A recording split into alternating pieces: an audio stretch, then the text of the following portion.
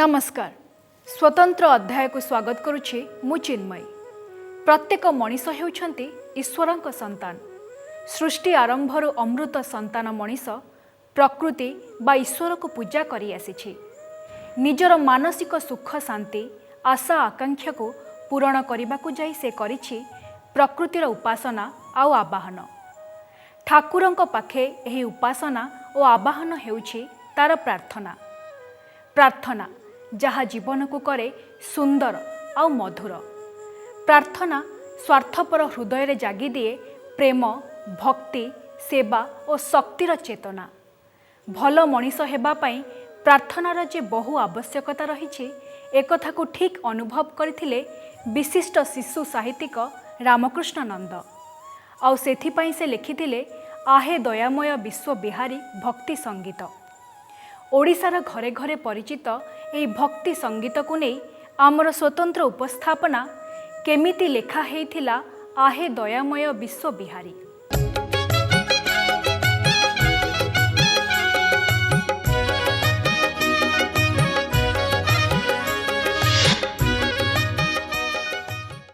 आहे दयामय विश्व बिहारी एही भक्ति संगीतर स्रष्टा हेउछन्ति रामकृष्ण नंद।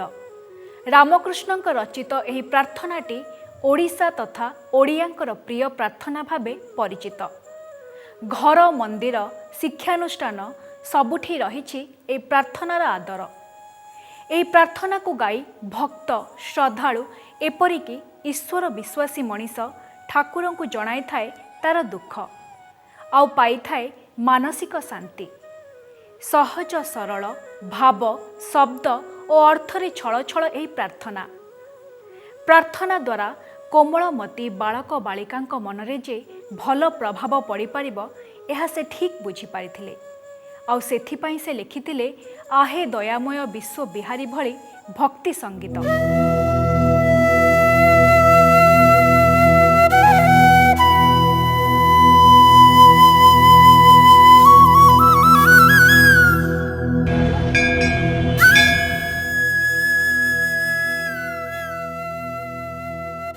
प्रार्थना ही प्रेम, प्रार्थना ही भक्ति भाव आउ प्रार्थना ही ईश्वर। प्रार्थना जीवन को करे सुंदर मधुर। एकथा सत्य आम संस्कृति परंपरा आध्यात्मिक जगत और जीवन को अधिक महिमा मंडित करिछि प्रार्थना। प्रार्थना बलरे ईश्वरंक निकटवर्ती हेबार एहा जेपरि एक सर्वोत्कृष्ट माध्यम। कुहाଯାଏ प्रार्थना एपरी धार्मिक क्रिया जहाँ विश्व ब्रह्मांडर जेकोसी शक्ति को जोड़िबारे शक्ति निहित थाए।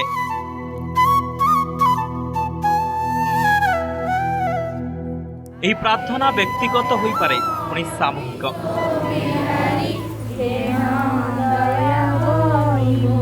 एथिरे शब्द गीत मंत्र थाई पारे अबा थाई पारे स्मरण ध्यान समर्पण। काया मनोवाक्य ठाकुर को सेवा करी सीधा परमात्मा पाखरे पहुंची जाई हुए। आध्यात्मिक प्रेम भक्ति रे छल छल होइथिबा हृदयर प्रकाश हेउछि प्रार्थना। शुद्ध मनरे सत्य और श्रद्धारे करा जाउथिबा प्रार्थना रे थाए चमत्कारिता।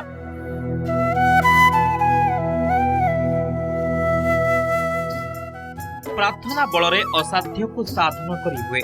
आमे प्रार्थना करिबा फलरे दृढ़ होई थाए इच्छा शक्ति।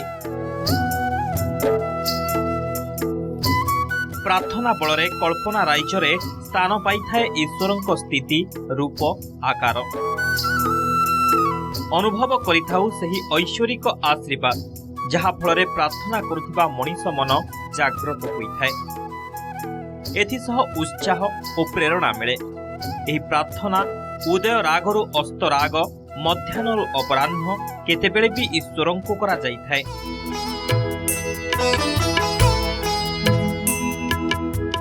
गवेषकंक मतरे प्रार्थना ही उपासना। प्रार्थनार अन्य नाम आवाहन। आवाहन और आराधना स्वार्थपर मनीष हृदय रे जागी दिए नुआ चेतना। एही भावना और चेतना को नहीं लेखा जाइछि बहु ओडिया भक्ति गीत और संगीत।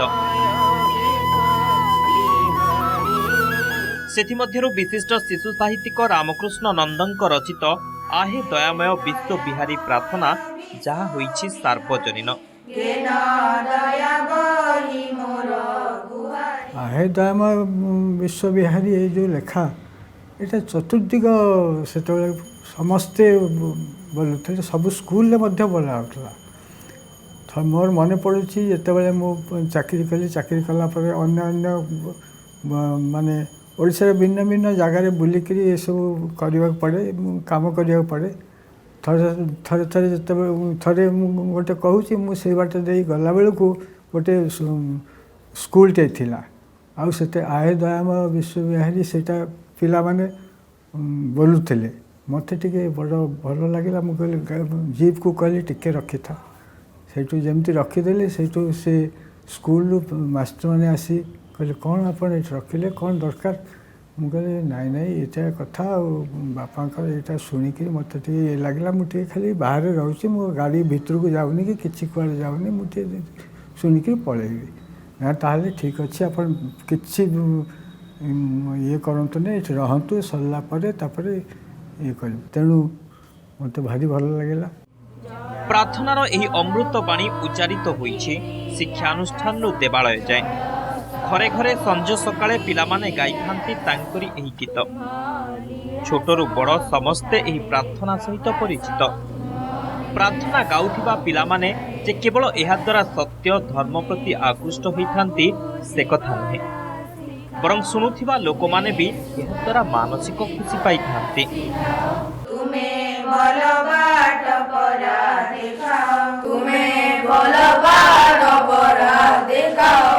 आहे दयामय विश्व बिहारी घेन दया बही मोर गुहारी एक सर्वधर्म समन्वयर प्रार्थना, जो थे आपण कहीपरेनि ये प्रार्थना हिंदू धर्म को नहीं होती, ये प्रार्थना होती सिख मानक पई बा ये प्रार्थना होती मुसलमान मानक पई।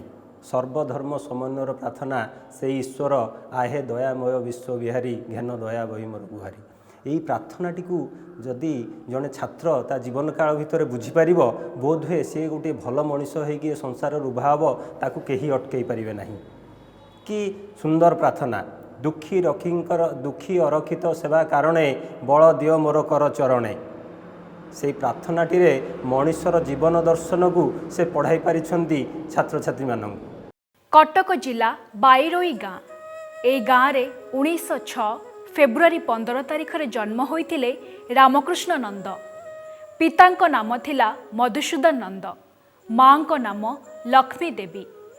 उच्च शिक्षा परे शिक्षकता जीवन आरंभ करथिले से।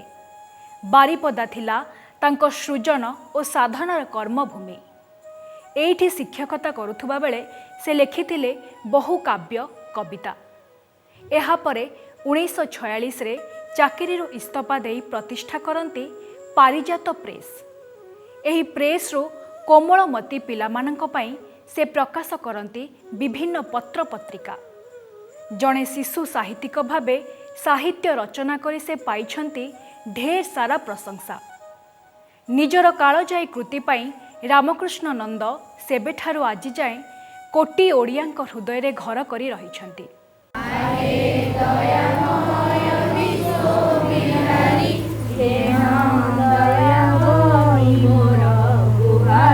आहे दयामय विश्व बिहारी घेन दया बही मोर गुहारी। यह केवल प्रार्थना होई नाही, जेमिति पालटि जाइछि ओडियांक जीवन बेत। भाव शब्द अर्थ दृष्टिरू यह खूब सहज आउ सरल। पिलाठू बड़ समस्तंक द्वारा मुखस्थ ए प्रार्थना घरे घरे परिचित। ए प्रार्थना को रचना करथिले विशिष्ट शिशु साहित्यिक रामकृष्ण नंद। कटक जिला अंतर्गत गोविंदपुर अंचलर बाईरोई गाँ।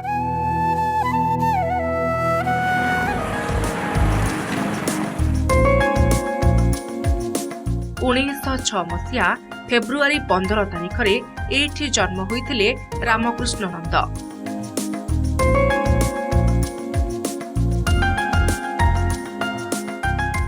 तांको पितांक नाम थिला मधुसूदन नंद, मातांक नाम थिला लक्ष्मी देवी। कंटापड़ा रे आरंभ होइथिला ତାଙ୍କର ବାଲ୍ୟ ଶିକ୍ଷା। ସମୟ ଓ ସୁଯୋଗକୁ ନେଇ ସେ ନିମାପଡ଼ା, ଢିଙ୍ଗାରପୁର ଓ ଅନ୍ୟ ସ୍କୁଲରେ ପାଠ ପଢ଼ିଥିଲେ। ତାଙ୍କ ବାପା ଥିଲେ ଜଣେ କୃତି ଶିକ୍ଷକ।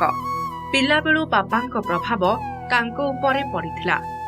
ଜନ୍ମଦିନ ଠାରୁ ସେ ବଞ୍ଚିଥିବା ପର୍ଯ୍ୟନ୍ତ ଆମେ ଯେଉଁ ଥିଲୁ ଆଉ ତାଙ୍କର ଯାହା ସବୁ ଆମକୁ ସେ ଶିଖେଇଛନ୍ତି ଆଉ ଯେମିତି ଆମକୁ ସବୁ କେଉଁ ହିସାବରେ ସୋସାଇଟିରେ ରହିବା କଥା, କେମିତି କ'ଣ କରିବା କଥା, ଏସବୁ ଜିନିଷ ସବୁ କରିକିରି ଆଉ କେମିତି ପରିଶ୍ରମ କରିବ, କେମିତି କ'ଣ କରିବ, ସେଗୁଡ଼ା ବିଷୟରେ ସେ ଯେଉଁ କହିଛନ୍ତି ଆମେ ତାକୁ ମନରେ ରଖିକିରି ଚେଷ୍ଟା କରିଛୁ। ସବୁ ରଖିକିରି ସେ ଯେମିତିକି କରିଥିଲେ ଆମେ ସେମିତିଆ ମଧ୍ୟ ମଣିଷ ହଉ ବୋଲି ଚେଷ୍ଟା କରିଛୁ। 1921 ମସିହା ସାରା ଦେଶରେ ଆରମ୍ଭ ହୋଇଥାଏ ଅସହଯୋଗ ଆନ୍ଦୋଳନ। ଗାନ୍ଧିଜୀ ଓ ଗୋପବନ୍ଧୁଙ୍କ ଆହ୍ୱାନରେ ଓଡ଼ିଆମାନେ ସାମିଲ ହେଉଥାନ୍ତି। ଆଉ ଠିକ୍ ଏ ସମୟରେ ଦେଶମୁକ୍ତି ଆନ୍ଦୋଳନରେ ଯୋଗ ଦେଇଥିଲେ ରାମକୃଷ୍ଣ। କଟକ ସ୍ୱରାଜ ଆଶ୍ରମ ଓ ଜଗତସିଂହପୁର ଅଳକାଶ୍ରମରେ ବାନର ସେନାର ଭୂମିକା ଗ୍ରହଣ କରିଥିଲେ ସେ। ଶେଷରେ ସତ୍ୟବାଦୀର ମଣିଷଗଢ଼ା କାରଖାନାରେ ପାଠ ପଢ଼ିବାର ସୁଯୋଗ ମିଳିଥିଲା। ବହୁ ଗୁଣୀଜ୍ଞାନୀ ଲୋକଙ୍କ ସହ ସମ୍ପର୍କ ସ୍ଥାପନ ହେଲା। ଜଣେ ଭଲ ମଣିଷ ହୋଇ ନିଜକୁ ଗଢ଼ିବା ସହ ଦେଶ ଓ ଜାତିର ସେବା କରିବାକୁ ସେ ମନସ୍ଥ କରିଥିଲେ। ଆପଣମାନେ ଜାଣିଥିବେ ଉତ୍କଳମଣି ଗୋପବନ୍ଧୁ ଦାସଙ୍କର ଆଦର୍ଶର ଅନୁପ୍ରାଣିତ ହୋଇ ସେବାକୁ ସିଏ ଜୀବନର ବ୍ରତ ରୂପରେ ଗ୍ରହଣ କରିଗଲେ। କମ୍ ବଡ଼ କଥା ନୁହଁ। 1933 ମସିହାରେ ମଧ୍ୟ ଗୋଟିଏ କଲ୍ୟାଣ ସଂଗଠନ ହିସାବରେ ସେ ଗୋଟେ ସଂଗଠନ ତିଆରି କରି ଆପଣମାନଙ୍କର କେବଳ ସେତିକି ନୁହେଁ, ଜଣେ ଶିକ୍ଷାବିତ ହିସାବରେ ହେଉ, ଜଣେ ଆଦର୍ଶ ଶିକ୍ଷକ ହିସାବରେ ହେଉ। ଆପଣ ଜାଣିଥିବେ ବାୟୁରେଇ ପାଖରେ 10 କିଲୋମିଟର ଭିତରେ ହେବ ଭିଙ୍ଗାରପୁର ହାଇସ୍କୁଲ। ଭିଙ୍ଗାରପୁର ହାଇସ୍କୁଲରେ ସେ ପ୍ରଧାନ ଶିକ୍ଷକତା ମଧ୍ୟ କରିଥିଲେ। କରିବା ଭିତରେ ତାଙ୍କର ମନ ଭିତରେ ସବୁବେଳେ ଥିଲା ଜନସେବା, ସେବା ମନୋବୃତ୍ତି ତାଙ୍କ ଭିତରେ ଥିଲା।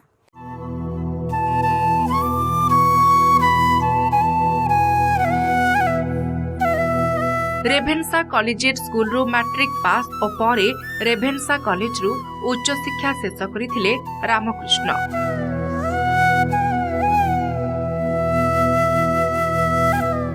ଏହି ସମୟରେ ସେ ମାଥ୍ୟୁ ଆରନଲ୍ଡଙ୍କ ପଦ୍ୟାନୁବାଦ ପାଣ୍ଡୁଲିପି ପ୍ରସ୍ତୁତ କରିଥିଲେ। ପ୍ରଥମେ ବାଙ୍କୀ ଓ ପରେ ବାରିପଦା ଓ ବକ୍ରେଶ୍ୱର ହାଇସ୍କୁଲ ଭିଙ୍ଗାରପୁରରୁ ଆରମ୍ଭ ହୋଇଥିଲା ଶିକ୍ଷକତା ଜୀବନ। ସ୍କୁଲରେ ପାଠ ପଢ଼ାଇ ବେଶ୍ ସୁନାମ ଅର୍ଜନ କରିବା ସହ ଚରିତ୍ରବାନ ଛାତ୍ରମାନଙ୍କୁ ଗଢ଼ି ସାଉଁଟିଥିଲେ ପ୍ରଶଂସା। ପ୍ରତ୍ୟେକ ମୁହୂର୍ତ୍ତରେ ମୋର ମନେ ପଡ଼ୁଛି ଯେ ବାପା କହୁଥିଲେ ଯେ ମନର ବଳେ କରିପାରେ ମୁଁ ଦୁନିଆ ଟଳମଳ, ସବୁବେଳେ ସେଇ କଥା କହୁଥିଲେ। ଏଡ଼େ ଛୋଟ ଛୋଟ ଜିନିଷ, ଛୋଟ ଛୋଟ କାଗଜପତ୍ର ସବୁ ସାଇତି ରଖିଲା ବେଳେ ମୋର ପିଲାମାନେ, ମୋର ନାତି ନାତୁଣୀମାନେ ହସନ୍ତି। ଏଡ଼େ ଟିକି ଟିକି କାଗଜ ସାଇତିଛୁ କ'ଣ, ନଷ୍ଟ କରିଦେଲେ କ'ଣ ଫୋପାଡ଼ିଲେ, ଆଉ କ'ଣ କାଗଜ ନାହିଁ। ବାପାଙ୍କର ପ୍ରେସ୍ ଥିଲା, ସଂସାର ପ୍ରେସ୍ ଥିଲା, ଆଗରୁ ଥିଲା ପାରିଜାତ ପ୍ରେସ୍। ସେ ଯେଉଁ କାଗଜ ଗୁଡ଼ିକ ଅକାମି ହେଇଯାଏ ତାକୁ ସାଇତିକିରି ରଖି ତା ପଛପଟେ ଚିଠି ଲେଖନ୍ତି। ମୁଁ କହିଲି ଦେଖ ତମେ ତ ସମସ୍ତେ ଅଜାଙ୍କୁ ତ ପ୍ରଶଂସା କରୁଛ, ଦେଖ ସେ କେମିତି ତାକୁ କାମରେ ଲଗେଇଛନ୍ତି, ସେପଟେ ଛାପା ହେଇଛି କାହିଁ ନଷ୍ଟ ହେବ ବୋଲି ଆର ପଟେ ଲେଖା ହେଇଛି। ମୁଁ ସେମିତି ତାଙ୍କଠୁ ଶିଖିଛି ଯେ ମୁଁ ଛୋଟ ଛୋଟ କାଗଜ ନଷ୍ଟ କାହିଁ କରିଦେବି, ମୁଁ ଲେଖୁଛି ସେଥିରେ।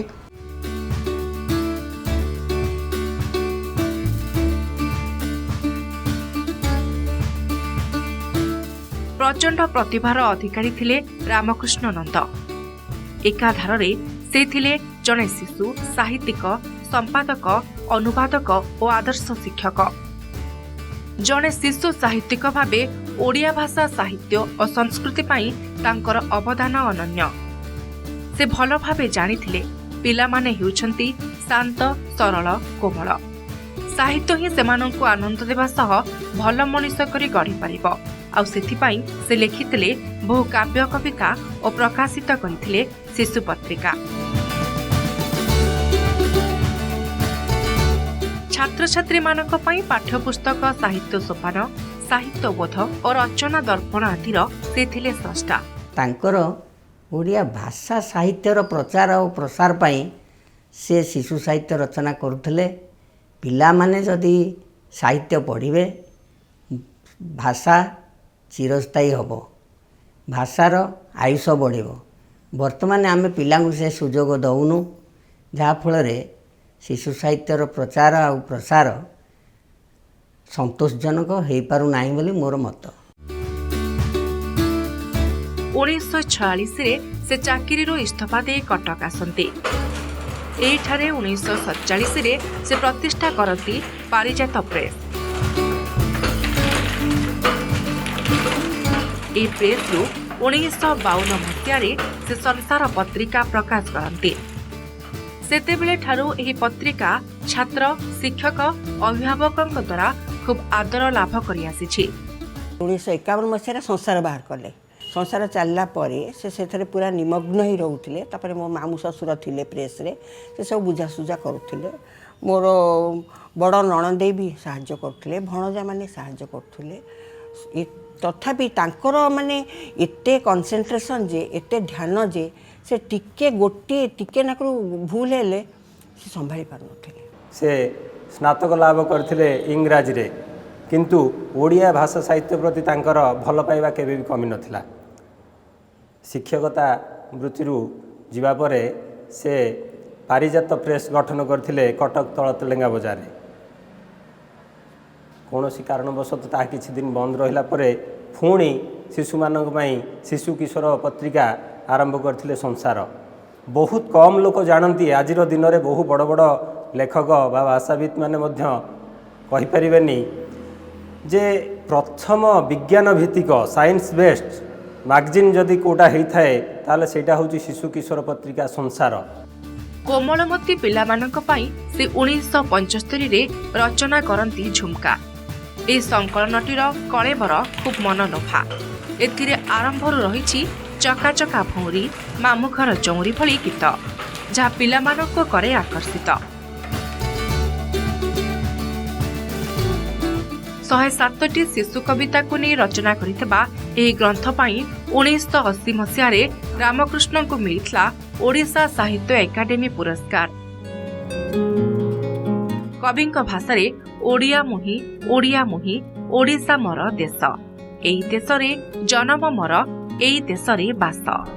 ସେହିପରି ସିଂହ ଓ ଶୃଗାଳ, କୌଶିକ ତାଙ୍କ ଭୁଲ ବୁଝିଲେ, ସୁବର୍ଣ୍ଣ ବୀଣା, ମୁକୁଟର ସଙ୍ଗୀତ, ସମୁଦ୍ର ପରି ଚନ୍ଦ୍ର, ବଗୁଲିର ପାୟା ଆଦି ଗଳ୍ପ ଲେଖି ସେ ସାଉଁଟିଛନ୍ତି ପ୍ରଶଂସା। ତୁଳସୀଦାସ ଦୋହା, ପ୍ରତିଧ୍ୱନି 1962ରେ ବିଶ୍ୱ ପରିଚୟ, 1982ରେ ଇନ୍ଦ୍ରଧନୁ ଅନୁବାଦ, 1983ରେ ଆମ ବଣ ଜଙ୍ଗଲ, 1985ରେ ଆମ ଜାତୀୟ ପତାକା ଓ ଜାତୀୟ ସଙ୍ଗୀତ ଲେଖିଥିଲେ ସେ। 1989ରେ ପଞ୍ଚତନ୍ତ୍ରର କାହାଣୀ, 1992ରେ ଲେଖନୀର ପାଠଶାଳା ତାଙ୍କ ପ୍ରତିଭାର ପରିଚୟ ଦିଏ।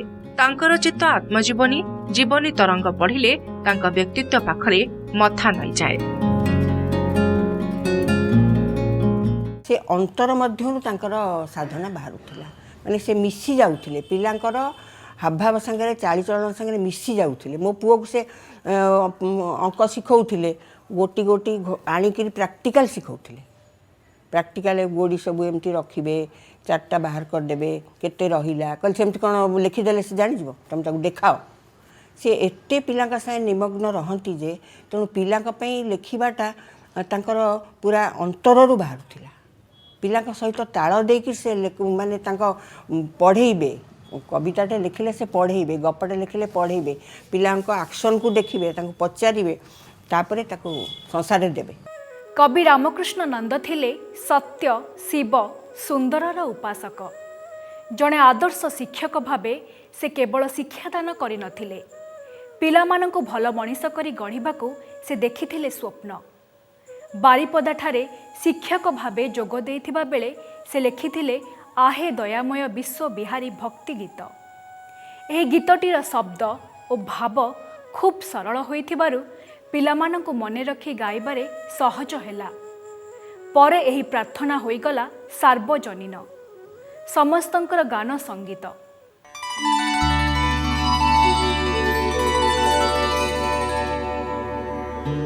आहे दयामय विश्वविहारी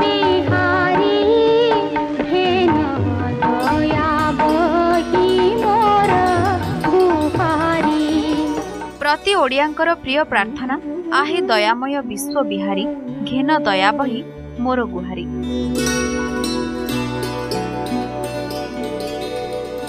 एही प्रार्थनार स्रष्टा थिले रामकृष्ण नंद। रामकृष्णଙ୍କ रचित ही प्रार्थना पीढ़ी परे पीढ़ी छात्र छात्री जनसाधारण प्रिय प्रार्थना भावे मान्यता लाभ करि आछि। ईश्वर को पिलाटी निजकू समर्पण कला बेले केमती गोटे नैतिक जीवन यापन करिवो सेथिरे भरपूर भाव में तथ्य दिखाई। प्रत्येक शिशु तार सामाजिक संस्कार दरकार। से संस्कार ही आहे दयामय विश्व बिहारी कवितार रही।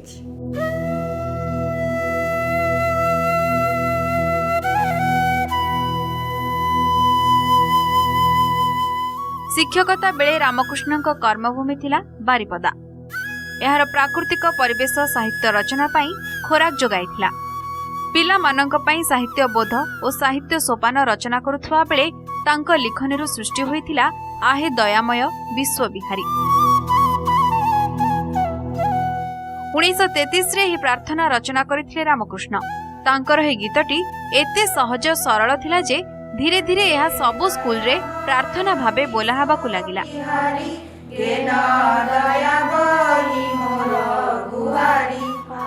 आहे दयामय पूर्वरु स्कूल रे मधुसूदन राव को अखिल ब्रह्मांडपति प्रार्थना गान करा जाउथिला। परे ही स्थान नैथिला रामकृष्णଙ୍କ गीत।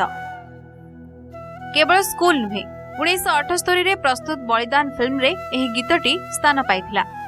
बलिदान रे होली होली रे होली गीतर गीतिकार मध्य थिले रामकृष्ण, जहा तांकु ओडिया चलचित्र रे स्वतंत्र आसन प्रदान करिछि। ईश्वर विश्वासी थिले रामकृष्ण। धर्म प्रति थिला तांकर गभीर आस्था। सांसारिक जीवन जंजालरु मुक्ति और शांति पाई प्रार्थना जे एकमात्र माध्यम एहा से ठीक बुझिथिले। आउ सेथि पाई पिलांक मनरे प्रभाव पकाइला भली लेखिथिले आहे दयामय विश्व बिहारी प्रार्थना। एही भक्ति संगीतटिकु गाइला बेले छंदर स्पंदन कोमलमती छात्र छात्री और श्रद्धालुंक मनरे भक्ति भाव सृष्टि करिथाए। कवि रामकृष्ण थिले सत्य शिव सुंदरर उपासक। से मध्य थिले जणे आदर्श शिक्षक। पिला मानंकु भल मनिष करी गढ़िबा पाई से देखिथिले स्वप्न। सेही स्वप्न को सत करिबाकु जाई से पिलांक पाई लेखिथिले भक्ति गीत। तांक रचित आहे दयामय प्रार्थनाटिकु गाइला बेले ठाकुरंक पाखे समर्पित हो जाए हृदय। एही सामूहिक गान उच्चारण रे पवित्रता भरी जाए मनरे।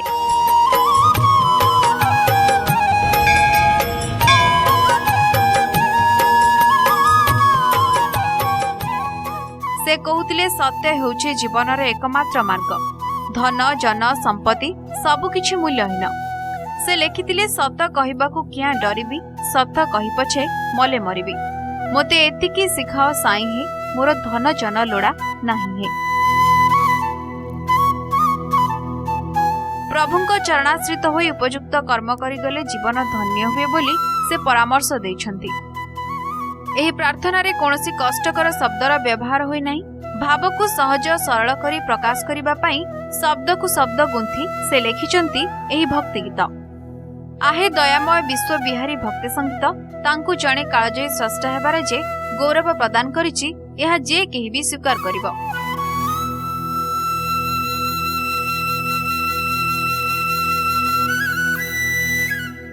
जहाँ को पचारे आयुधमय विश्व बिहारी हेले घरे घरे सबू स्कूल रे सारा ओडिशा रे प्रचलित जे माने विदेश रे जाइके अछन से माने आयुधमय विश्व बिहारी सुनले आश्चर्य होउछन जे आमे तांको टिके देखिबु से केमतिया तांको घर परिवार तांको पुओ समस्त आमे टिके देखिबु। माने सेटा विदेश को भी चली जाइछि आयुधमय विश्व बिहारी। जो माने एठु जाइके विदेश रे अछंती से माने भी आयुधमय विश्व बिहारी को झुरछंती। दर्शक बंधु, आज विशिष्ट साहित्यिक रामकृष्ण नंद नाहांती सत, किंतु तांको रचित प्रार्थना कोटि कोटि ओडिया को ठाकुरंक सह जोड़िबारे सेतुटिए होई पारिछि। सेही महान साहित्य साधक रामकृष्ण नंदंक अमलिन स्मृति और कृति को आमर कोटि कोटि प्रणाम। कार्यक्रम को एठी रखुछु। नमस्कार।